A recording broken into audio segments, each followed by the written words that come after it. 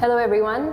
So the idea to start this podcast was initially to share the conversations I would have with my trainer in the morning, and we saw a lot of value in terms of what we want to put out there that was fitness related.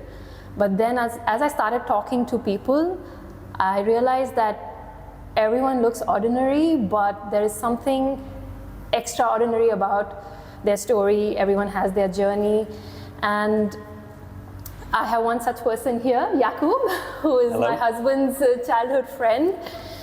We've had some really deep conversations, and knowing about his story, his not just fitness, but how his fitness journey got interrupted, but he never stopped. I think this is something I would like to share. I would like him to share with us today. So, Yaqoob, welcome. Thank you. Thank you for having me. Thank you for being here. So I would like to know first, how did you get into fitness? What happened? What was the turning point in your life that you started? And through the journey, what interruptions have come, and the highlight of that we want to speak about, and why you never stopped? What was your attitude, post that incident? As you know, I come from a very big family. Okay, so there was this thing where I always wanted to be strong. So, growing up, we had a lot of groceries coming in every day. So I prided myself in kind of carrying all these groceries, being the strong one. And I had people around me who were also gymming. So even at a very young age, like, early teens, I used to see these guys go to the gym, and I do remember asking one of these guys, "Can you take me with you?" And he's like, "No, man, you're too small and whatnot." And finally managed to kind of get to a gym, but obviously, if you're not concentrating on the form and everything, I managed to kind of hurt my shoulder. Over the years, it did trouble me a lot. Did various treatments for it, but the best advice I received for it was that you might have to live with it. So the only thing that you can do is strengthen the muscles around it. So obviously, when I started strengthening the muscles around the shoulder, I started to feel less pain. But then one thing leads you to discover something else, right? So I believe my journey began there, where you start gymming, it becomes like an addiction. Yeah. A good one, not just for the rush you get, but you do get this mental clarity as well, right? And I wouldn't say I started off with the gym. When I was younger, I was a bit more plump, and was kind of picked on. And then I decided to start with running. Okay. Thankfully, I live near the Corniche, and I started running. You slowly start building up. And I did participate in the 100 meters. I always lost in the finals, but then over time, I did get faster. And again, of course, I don't do it anymore right now, but it's a form of exercise. Yes. Right? So we're not just talking about the gym, we're talking about exercise in general. And one of the things that always comes to my mind is that, for example, when you're down, or you're in a fight, or even when kids are fighting, they'll be like, stop it, you two. Go outside for a walk, clear your mind. Yeah. My dad would say that. You know what I'm saying? So you would think, okay, what's going on? But there's actually something to it. Yes. You're going outside for a walk, it literally clears your mind. So I guess I was clearing my mind or clearing some fat by running. But obviously that translated to something else, in the sense that you discover something else. And my passion for running was there. Like I said, in school, I was participating in the 100 meters. It was fantastic. And then once school was over, obviously your friends go to different colleges and whatnot, and reconnected with a couple of friends, and we started gymming again. Coincidentally, as you know, I'm a psychology buff. Yes. Right? Again, growing up here, you tend to follow the crowd. You don't know exactly what you're doing. And I was doing my bachelor's in business when I realized towards the end what I really wanted to do was psychology. 2010 was when Middlesex University announced that they're going to have a psychology degree. And I immediately went and signed up for it. Initially they said, no, your bachelor's is in business, how can you do? I said, okay, if that's the case, I'm willing to do a bachelor's in psychology all over again. They're like, okay, this guy seems to really want to do it. And they signed me up, and they gave me a 6 months membership at Fitness First. Wow. So, you have both the things taken care of. Talk about science. There you go, right? So, again, I was getting exactly what I wanted. I was getting to study what I wanted. And again, I was doing my fitness bit as well. Over time, our group really grew, right? And you know about it. Yeah. We used to really enjoy our workouts. Things became more intense. There was a friendly competition, if you like. Again, I don't know if it's a male thing or my thing. You have this obsession of going heavy. I would say there was a period where I kind of exceeded my own expectations, right? So with the gym, you also find yourself, becoming more mentally clear, growing, maturing.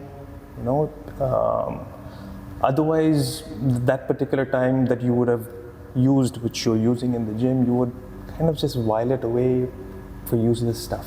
Yeah. Right? So, enormous mental changes, physical changes as well. And there's no stopping since then. Obviously, you had a lot of injuries along the way. Yeah. Right? Because again, it's a pride kind of thing when you start going heavy. Oh, really? Right? Yeah. Especially when you do things like the deadlift, and you have people bigger than you who cannot go as high. Yeah. Right? Plus, like I said, the rush that you get from it is something else, right? And especially if you are also combining it with a proper eating plan.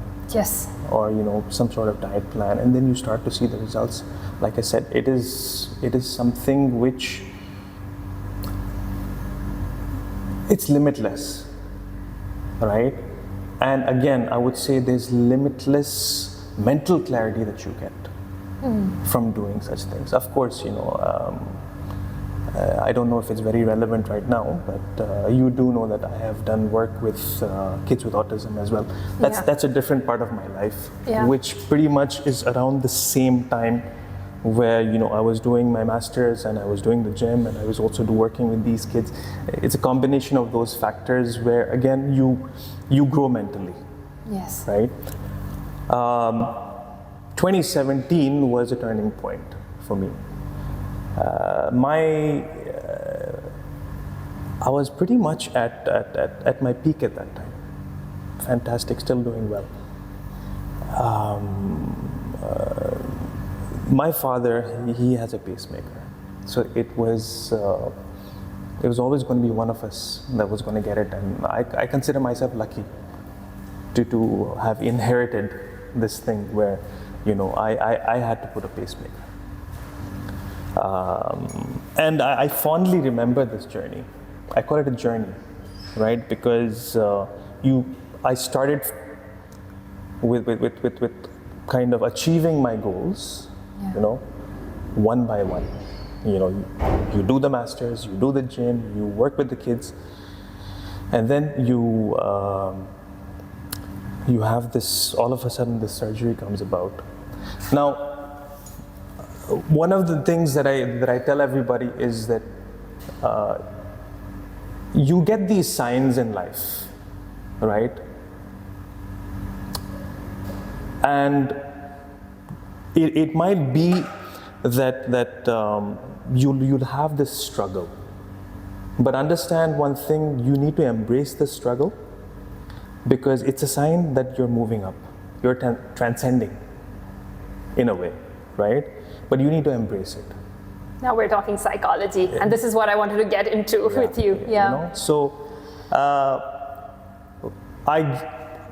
thankfully I've had these experiences. I'm not narrating stories from someone else. I'm giving you my own stories, which I have been through. And coincidentally, 2017, like I told you, when I had to undergo this surgery, 10 years prior, I had just done like a checkup, and I didn't plan on that checkup. I was like, might as well just get it done. So this doctor does this ECG, and he's like, there's a probability you might get it. So I've been ready for 10 years. Right. You were prepared. I was prepared. prepared. You already knew. There was a high chance I would get it.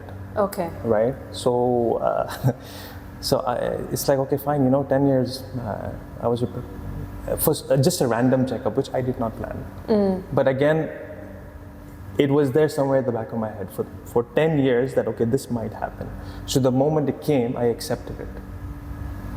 And obviously now, if you're not prepared, you'll find it really hard to kind of continue your life thinking that, okay, you know what, in short, you'll feel sorry for yourself, right?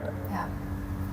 It's either yourself or people around you will make you feel such that, oh, you know what, you're limited now. Yes. You can be limited. Yeah. But again,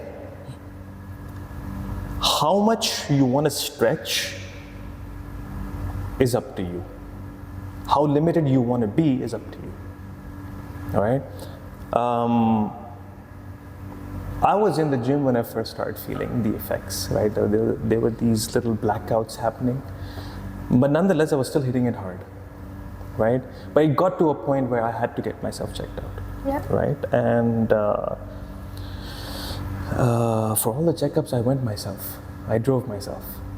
Right, I went to and I remember the day when they were doing the ECG. It was the doctor who was more scared than I was, So then the nurse came and said, "Listen, man, don't be scared." I'm like, "You got to tell him that. I'm okay." Right? Yeah. Because this guy was like, "You need to book your flight, go to India, go. It's complete heart block, this, that."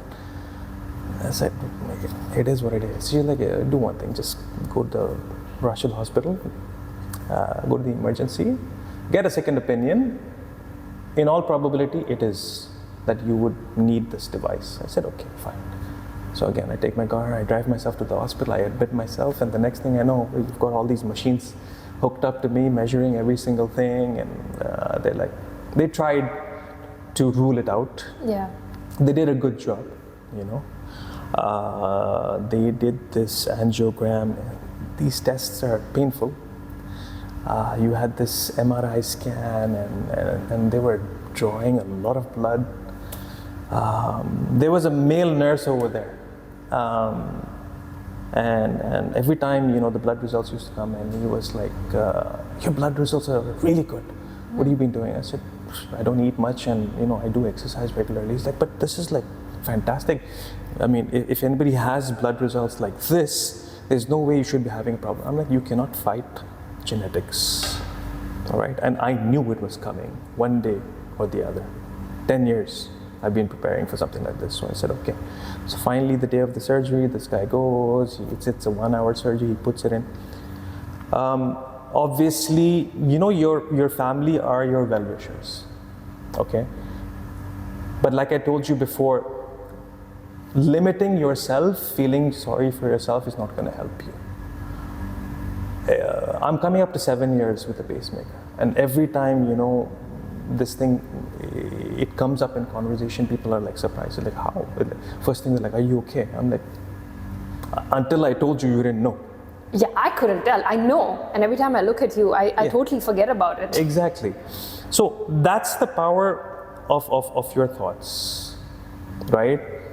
Like I said, if you want to feel sorry for yourself, that's what you're going to become. You're going to become weak, right? And then you're going to be resigned to, sitting down and lazing around, because again, your mind is telling you, listen man, you're weak. If you accept it, of course, like I told you, family is your well-wishers. Obviously they're like, okay, don't do this, you got a pacemaker now, this and that. I said, no, I'm still going to do it. All right. I remember one day before discharge, the doctor comes in, he checks on everything. I said, there are some things that I really like. I want to continue. He's like, what is it? I said, first things first, I need to go to the gym. He's like, you better go to the gym. You have to. The doctor said that at Rashid Hospital? Yes. He said, you better go. You have to go to the gym. Right? Your life doesn't stop. I'm like, there you go. He's like, you might not be at 100% capacity. Maybe 80, 90. I said, that's good enough. I'll take it. Right? He's like, okay, what's the other thing? I said, I need to ride a motorcycle. He said, go ahead. That is Don't so cool. stop your life. Right? Do not stop your life. Do what you have to do. Understand that you have a small limitation right now. Okay? So you cannot go overboard. Right. Thankfully, I think by that point we've done majority of what you wanted to do. Yeah. But the fact of the matter is that your life doesn't stop. I don't have any medication. Right. I'm functioning normally. No medication. No medication. Did they suggest and you didn't take it, or they didn't suggest anything at all? Nothing at all. Right. And if I'm not mistaken, I think within a month I was back in the gym. Do you think the doctor telling you what he did, you think that also impacts people sometimes? Because, maybe, I don't know in your case, but sometimes the doctors go like, this is the end of everything, you can't do this anymore. You think psychologically that also impacts people? Do you think that helped you? Or you had already planned and decided that this is what you want to do going forward? Or does that help? It's a mix of both. Okay. The doctor definitely should be pushing you on, right? I think doctors these days are more than happy to write you plenty of medicines. Yes. Right, because on some level I feel it's become like a business. Yeah. Okay. That not to say that there aren't some genuine doctors out there. Yeah. Right. I do remember a couple of years ago, because I need to go for a checkup every year, right? So one of the guys, because the machine, it takes all your readings, and they asked me things from 6-8 months ago. It's like, do you remember 2 seconds this happened? I'm like, I don't know. He's like, you might need some medication. Again, right? Now, if it is, it's up to you. Yeah. You can accept it. Don't fight it. Okay, if at all there was some sort of medication, I would have taken it. Thankfully, there was nothing. He said you might, but he didn't say you stop doing what you're doing. That is so important. Exactly. Yeah. So you need to keep going, but don't go over the top. Yeah. All right. You understand that there is a slight limitation. Yes. There's a bit of a boundary, if you like. Yes. Stick within that boundary. Occasionally, if you're up to it, you can cross that boundary. I'm not saying no, but understand that there might be some consequences of doing that. And if you accept those consequences, by all means, go ahead. Because it might just be that it might be an itch you want to scratch. Yeah. Get it over with. Because then what happens? One of the two is going to happen. You will find out that, I don't think I should be doing it again. Yeah. Or the other hand is like, I think I have much more potential than I actually realize, right? We talked about transcending. When things become hard, you accept that, okay, this is a challenge. You embrace this hardship because it is a sign you're going to the next level. Now, It's up to you if you want to go to the next level or you want to stay where you are. Because you need, again, we're swaying in many directions over here. Yeah. But I feel, it all connects in the end. You need some purpose. You continuously need some purpose to keep your life interesting. All right? And when you go out looking for this purpose, you will find these little barriers in the way. And only if you pass these barriers will you go to the next level, if you choose to. Right? But basically, 7 years since, I'm still here. It's still amazing. hitting it relatively hard. Yeah. Of course, we keep changing our routines all the time. But funny enough, it all started with some cardio, and I'm not doing as much cardio anymore.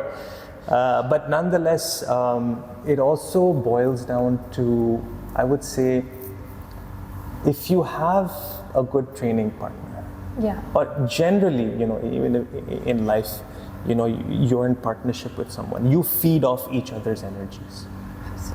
They, like I said, there's a bit of friendly competition going on over there. Yeah. All right, and back at our peak, of course, we were divided into groups, and you wouldn't expect someone my size to be in the strongest group. Yeah. Right? But there's that determination, and like I said, exploring these boundaries where you will find out whether you can do it or not. There's a saying where it says, if you think you can do it, you're right. If you think you cannot do it, you're still right. Yes. And I never understood that until lately. It's so simple, but it's subtle. Exactly. Yeah. So it's completely up to you. Yeah. The other explanation is that I would say that, again, like the example I gave you, worst case scenario, you'll be like, okay, I tried, but it's not for me. Yeah. But my curiosity is gone. Can I do it? Cannot do it? Everybody's capable of doing different things, right? But until you try, you don't know. You keep trying, till you find your so-called niche. And here we are. Yeah, and you had mentioned at some point about there was a certain shift that happened for you during or post-surgery. There were these 2 seconds, where you felt like you were not here, or, and after that something changed within you. What do you feel is different in you from before that and after? What was that major shift you felt? Again, we're going in different directions over Yeah. here. But it's important to note that I didn't mention this, at least not now. During the surgery, it was painful, despite all the anesthetics they put, when they're cutting into your skin and whatnot, and I was like screaming, literally crying. Yeah. I'm not afraid to admit it. Yes, I did cry. Yeah. It's painful. And then the doctor comes and, they're very calm. He's like, oh, why are you crying? I'm like, it really hurts. It's like, okay, just calm down a little bit. And you start to calm down. And all of a sudden he tells me, Yaqoob, cough. I was like, okay. And post-op, I think the next day when he came to check up, I was like, why did you ask me to cough? He's like, your heart stopped for a bit. Okay, maybe a millisecond or 2 seconds or 1 second. Now, that is a very dangerous thing. Yeah. To answer your question, when you get to know something like this, it's like you've been given a second chance in life, for life. So you better make the most of it. Okay? Again, this will completely shift your thinking. It also teaches you that, nothing is guaranteed, right? It's life especially. There's another quote which says that there are 2 things you cannot escape. One is death and the other one is taxes. Right? So, again, that added to my shift in thinking. Obviously, we're always shifting, as you grow older, as you have more experiences in life. Forget about age. It's the more experiences that you have in life. You do have this shift that's happening in your mind. That only added. I think now that, okay, if I've been given a second chance in my life, I'd better make the most of it. Okay. To put it plainly, okay, I got away last time, right? Yeah. Maybe next time I won't. Yeah. Right. So these are things where, again, you have this aspect of gratitude, right? So you're grateful for the smallest things in life, and just see how your thinking changes. It's very easy to complain about people, about things. It's the easy thing to do. That's why, see, this sort of thing it's hard. Anything worth pursuing, worth getting is hard. It starts out as hard, Yeah. but it becomes easier over time, right?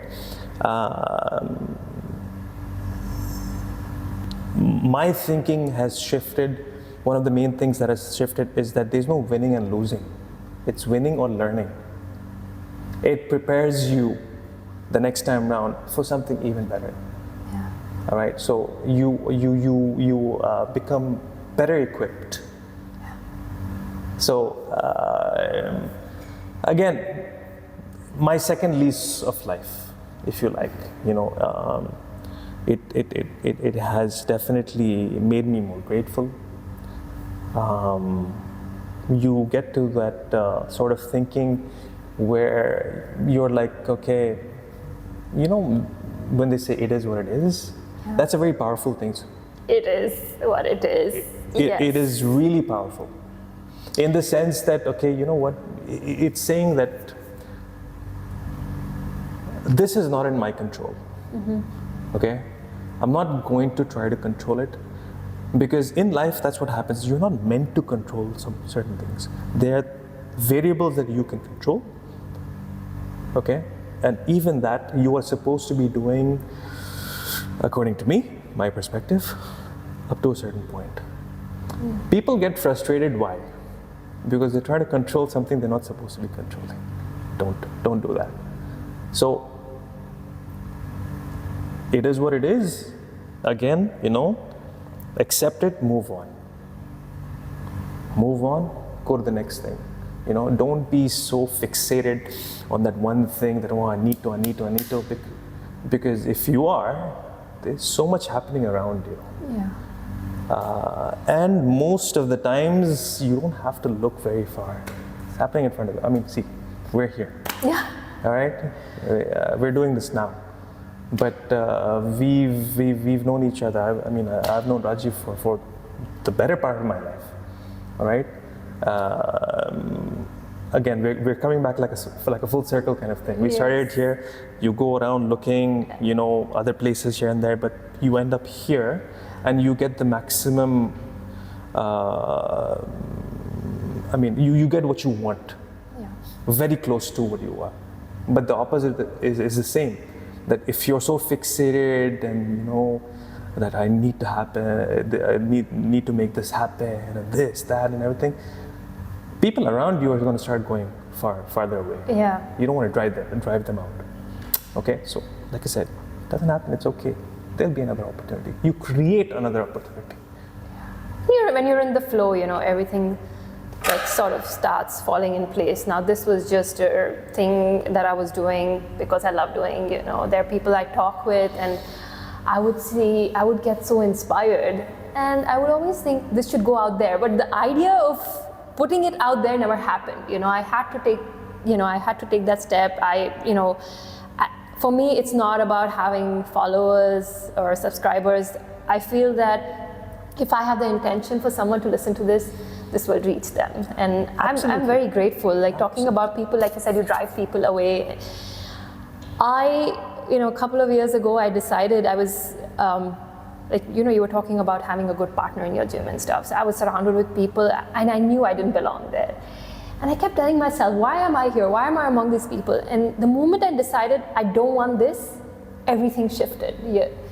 And now I think every other day I have someone coming talking about their story, and it's so inspiring. And it's so good to know what's behind people, because we judge easily. You know, we're looking in the gym, I'm like, this one's struggling, that one's weak. But everyone has their struggles in their life. They have overcome that. And recently when Rajiv, like my husband, was, you know, he had this bike accident and people started coming and talking about, you know, their stories. It was amazing. There was so much value in what they were saying. I learned so much. And I think the purpose of this podcast, these chats that I'm having, is to hope that if it can change one mindset at a time, I'd be very, very happy. And I'm very grateful that you're here. And I hope we can have another chat again. Oh, for sure.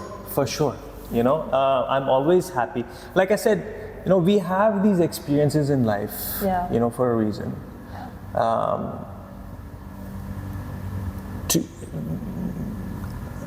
It serves as a roadmap for the next generation. Yeah. Let's put it this way. Okay, so, but like I said, it's about embracing that struggle. Because if you do, you will transcend. Yeah. Okay, so anything that comes your way, you embrace it, and you know, like I said, you either win or you learn. Yes. Okay, you cannot stop learning. All right. The moment, for the lack of a better word, you know, things become sedentary. Yeah. Right? You're sitting around, you know, consuming useless content. Yeah. Right? Which is very prevalent these days. Yeah. You know, I myself am guilty of doing this from time to time. Okay. But then again, even within that, you know, these platforms, you can find good content if you wish to. Yes. It's how we use it. Exactly. Yes. If you choose to. Yeah. Okay. Because in my experiences, you know, the useless stuff is like filling a void. Yeah. Right? It does agree. not get full. Yeah. All right, you'll see one thing, you'll be like, no, next. But if there's something meaningful,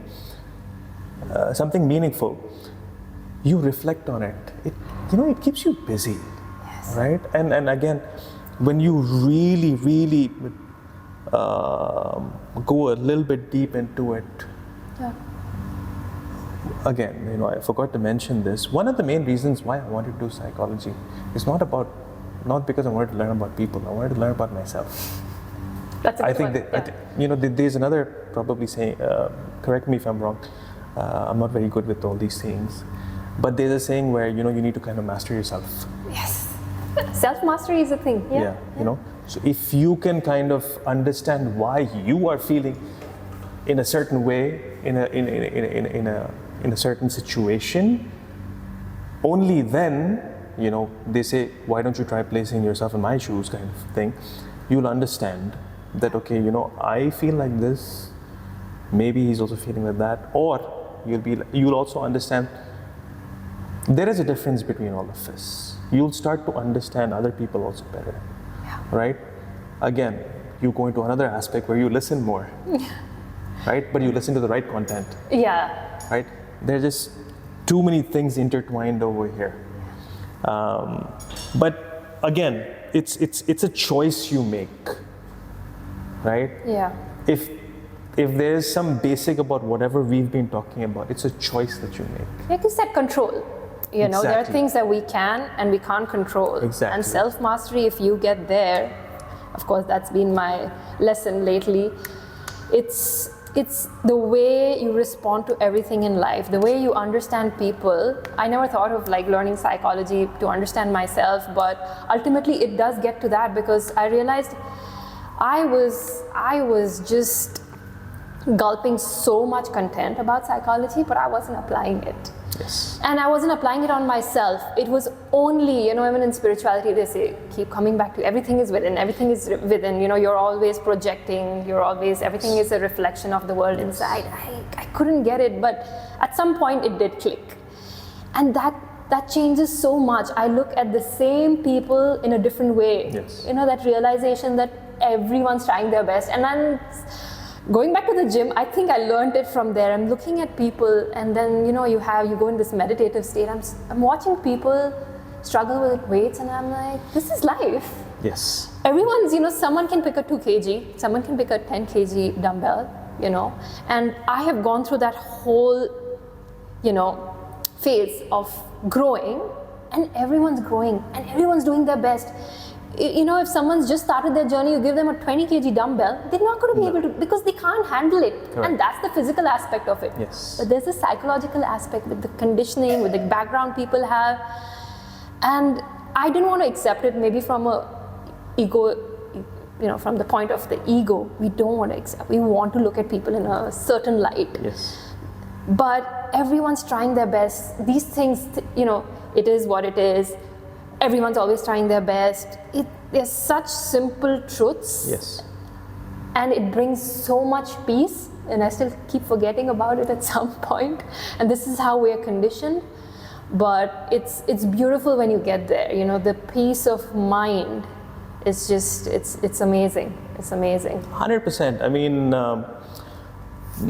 like I said, things start out hard. Yeah. Right? It becomes easier.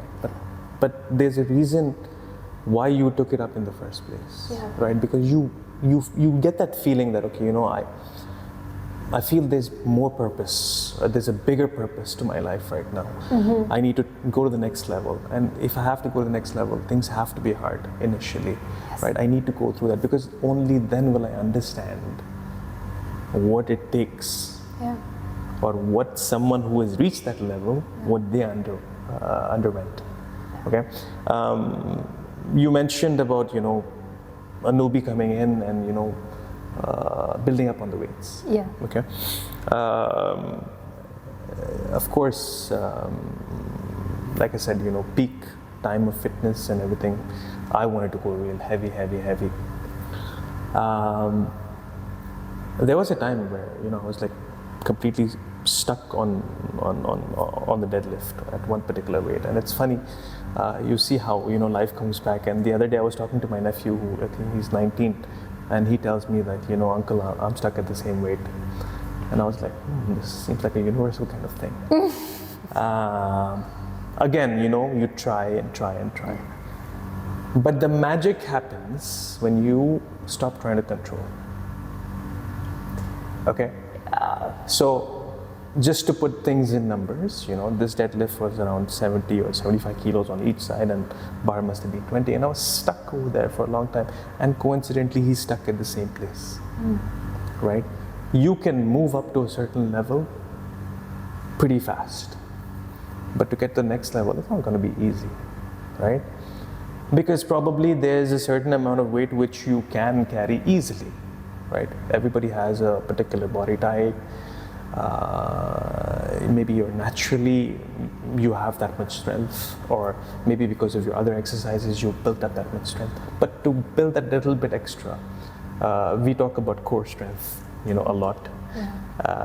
Again, you need to kind of build that core strength. Sometimes it's not just about your maximum physical strength. It's about the core strength, which maybe we can cover some other time. But that's one of the most important things, or if not the most important thing, at least when it comes to physical exercise. They say the power should come from the core. Yeah. So build your core, work on your core, and of course you have many exercises that build your core. Deadlift is one of them. Yeah.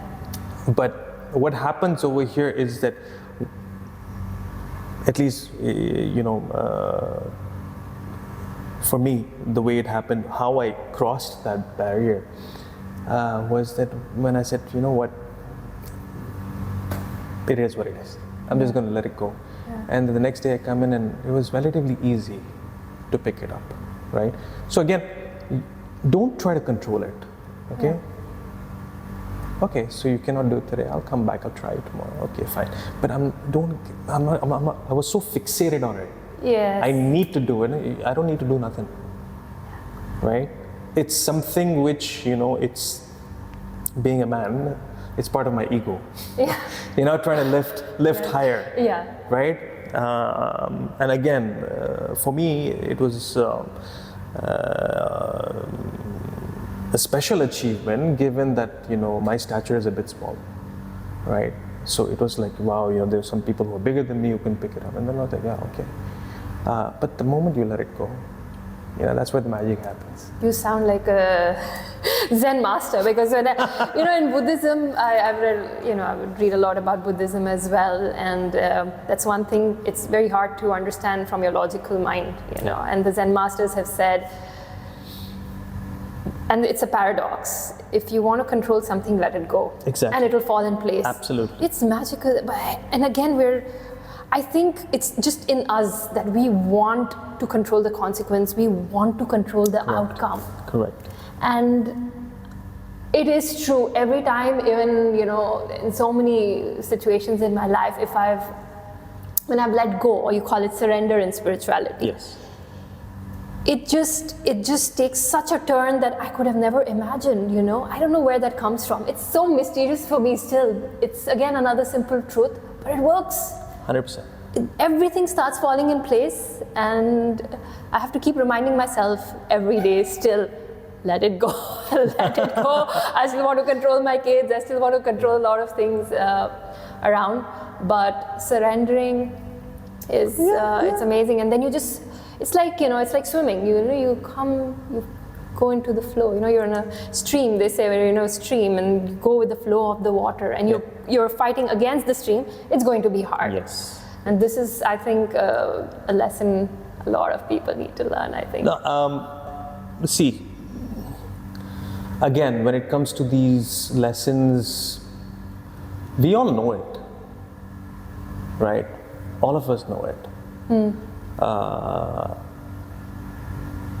But we don't implement it, okay? Again, there's another way of looking at it. We know it, we implement it, but we don't implement it regularly. I think that is also part of being human, where you need to be constantly reminded. Yes. If you succeed, these are experiences for someone else. Yeah. You win or you learn. Yeah, even if you fail, like you said, there are lessons to lessons to learn. Absolutely.